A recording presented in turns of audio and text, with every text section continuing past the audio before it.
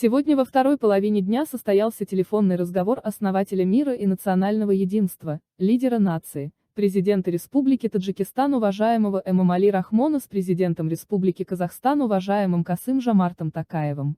В ходе беседы главы двух государств обсудили актуальные аспекты таджикско-казахстанского и регионального взаимодействия. На фоне ухудшения ситуации в Исламской Республике Афганистан, главы государств подробно обсудили сегодняшнюю военно-политическую обстановку в этой соседней стране. Стороны с обеспокоенностью высказались о резком обострении ситуации в приграничных провинциях северных и северо-восточных провинций Афганистана.